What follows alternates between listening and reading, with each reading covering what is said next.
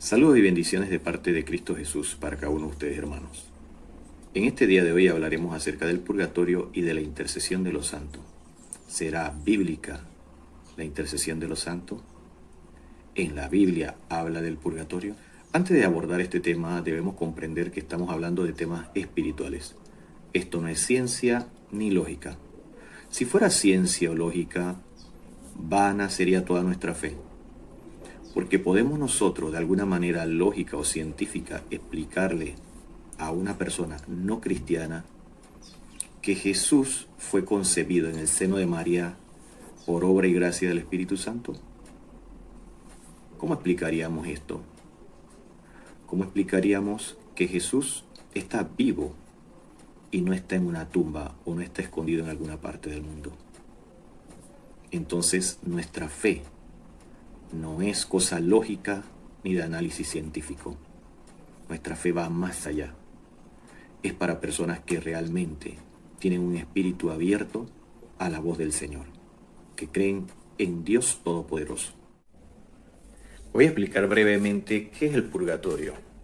El purgatorio es un estado del alma en el que se encuentran las personas que han muerto en amistad con Dios, en gracia de Dios, pero que no han logrado la purificación perfecta, que tienen la mancha del pecado, la mancha que queda incluso después de la confesión. Pero en el purgatorio, las almas que se encuentran en el purgatorio se sienten seguras de que van a la presencia de Dios. Y estas almas siempre van a recordar a aquellos que oran por ellos. Y ellos serán entonces nuestros intercesores cuando estén delante de la presencia de Dios. El creer en el purgatorio es algo que nos va a llevar al cielo o que sirve para nuestra salvación. No precisamente, no es algo indispensable para nuestra salvación, pero sí nos ayuda a tener estos conocimientos de fe de la doctrina católica.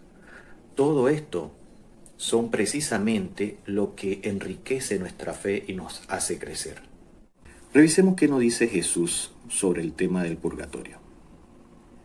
Revisemos primero en Mateo, en el capítulo 5, del 27 al 26, ¿qué dice? Trata de llegar a un acuerdo con tu adversario mientras van todavía de camino al juicio. ¿O prefieres que te entregue al juez y el juez a los guardias, que te encerrarán en la cárcel? En verdad te digo, no saldrás de allí hasta que hayas pagado hasta el último centavo. ¿Qué quería decir Jesús con esto? Jesús claramente se refiere al purgatorio. No habla de una muerte eterna, de una condena eterna. Habla del pago de una deuda. A eso nos referimos los católicos cuando hablamos del purgatorio. Cuando le preguntaron a Jesús por qué hablaba en parábolas, ¿recuerdan cuál fue la respuesta? Se los explico de alguna manera. Jesús decía que esto estaba oculto para aquellos que no creen. Entonces por eso Jesús hablaba en parábola. Antes de irse, Jesús nos deja el Espíritu Santo que nos revelará toda verdad y nos llevará a toda verdad, para que el Espíritu de Dios nos dé con claridad lo que Él nos ha dicho en parábola. Otro vendría y diría, bueno, entonces yo puedo interpretar la Escritura como quiera. No, esto no se trata de interpretar como quieras. Esto se trata de mirar todo bajo la luz de la Sagrada Escritura, comprendiendo toda la Escritura y su historia, todo lo que han dicho los profetas, lo que han dicho los otros discípulos del Señor después que se cerró el canon de la Biblia. Me refiero a los mártires y santos de la Iglesia. Por eso nosotros como católicos no solamente nos llevamos de la Escritura, sino de todo lo que dice la tradición de la Iglesia. Me dirá alguien, no, es que solamente debemos entender lo que dice la Escritura y no otra cosa. Bien, ¿qué Escritura existía cuando estaba Jesús? No existían los evangelios, ni las cartas de Pablo, ni ninguno de los otros libros del Nuevo Testamento. Esto lo recogió la Iglesia Católica. Por orden del Papa Dámaso, le dio esa misión a San Jerónimo en el siglo IV. Entonces, precisamente la Iglesia, recogiendo la información y las experiencias de los santos de la Iglesia y de aquellos que conocieron a Jesús, se pudo hacer este canon y tenemos la escritura. Todavía Dios sigue hablando, Dios no ha dejado de hablar al hombre. En Mateo, en el capítulo 12, en el versículo 32, dice así: al que calumnie al Hijo del Hombre, se le perdonará, pero al que calumnie al Espíritu Santo, no se le perdonará, ni en este mundo, ni en el otro. ¿A qué se refería Jesús con eso? Jesús está hablando, ni en este mundo, ni en el otro. Ahora revisemos lo que dice San Pablo en la primera carta a los Corintios, en el capítulo 3, en los versículos 14 y 15. Si lo que has construido resiste al fuego, será premiado. Pero si la obra se convierte en cenizas, el obrero tendrá que pagar. Se salvará, pero no sin pasar por el fuego. Nuevamente, vemos la figura del purgatorio. Como los justos se purifican en el fuego. Aquí vamos a revisar la escritura, pero vamos a mirar algo un poco más profundo, que se lo voy a dejar entonces para que ustedes mediten sobre esto. En el segundo libro de Reyes, en el capítulo 13 del 20 al 21, dice así: Eliseo murió y lo sepultaron. Poco después, un destacamento de moabitas hizo una incursión, como acostumbraban a hacer cada año al comienzo del año. Resulta que en ese momento unas personas estaban sepultando a un difunto, cuando divisaron a los moabitas. Deprisa tiraron el cadáver al sepulcro de Eliseo y se pusieron a salvo. Pero el hombre, al tocar los huesos de Eliseo, cobró vida y se puso de pie. Mi pregunta es, para que ustedes contesten en los comentarios y revisemos esto: ¿dónde estaba el alma de este hombre que acababa de fallecer? Si ya había muerto, y hay quienes dicen que cuando las personas mueren van o al infierno o al cielo inmediatamente.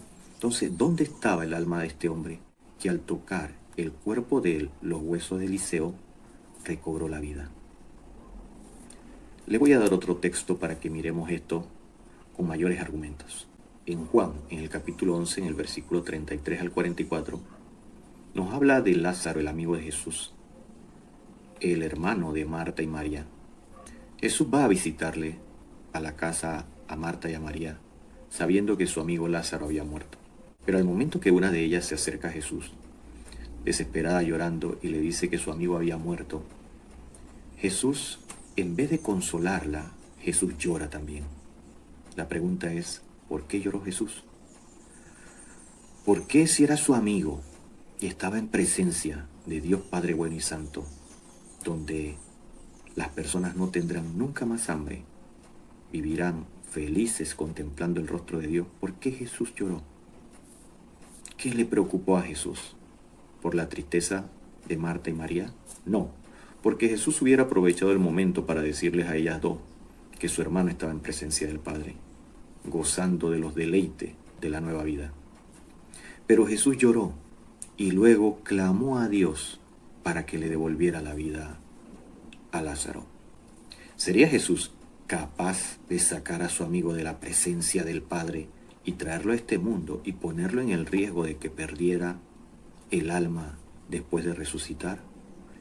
Pensemos entonces, ¿dónde estaba el alma de Lázaro cuando Jesús se entristeció, lloró? Único texto donde dice que Jesús lloró. Y Jesús clama al Señor. Ya Lázaro apestaba, tenía 4 días de muerto. Si apestaba, y dice la Escritura, que la muerte y la enfermedad llega al mundo por el pecado del hombre, y que el santo del Señor no conocerá putrefacción, y el cuerpo de Lázaro apestaba, y sabemos nosotros los católicos que aquellas personas que han vivido en gracia de santidad en este mundo, muchos de los que han muerto conservan íntegro cadáveres que tienen cientos de años y todavía se conservan frescos, incluso fragantes. Pero Lázaro no, Lázaro estaba podrido. No estoy diciendo que estaba en el infierno. ¿Estaba Lázaro en el purgatorio? Por eso Jesús se entristece y lo regresa a la vida dándole una oportunidad nueva de que viva en santidad. Esto se lo dejo para que los meditemos. Ahora abordaremos el tema de la intercesión de los santos. En el libro del Apocalipsis, en el capítulo 5-8, nos narra, mirando unos versículos antes, cómo el Cordero de Dios, Jesucristo el Señor, toma el libro que nadie, ni en la tierra, ni en el cielo, podía abrir, solamente el Cordero Santo de Dios, Jesucristo el Señor. Y dice así el versículo 8. Cuando lo tomó, los 4 seres vivientes se postraron ante el Cordero. Lo mismo hicieron los 24 ancianos, que tenían en sus manos arpas y copas de oro llenas de perfume, que son las oraciones de los santos. Palabra de Dios. Cuando dice que tenían en sus manos copas de oro llenas de perfume de las oraciones de los santos, se refiere a que tenían las oraciones de todo el pueblo de Dios que intercede. Pero aquellos que están en presencia de Dios, que son los santos, los que ya pasaron la purificación, los santos interceden por nosotros. Te agradezco que le des un like a este tema para que el algoritmo de YouTube lo promueva más rápidamente y llegue a más personas. Si te gustó, pásalo a otra persona. Y si no te gustó, posiblemente le guste a otro, te agradezco que se lo pases también. Dios te bendiga.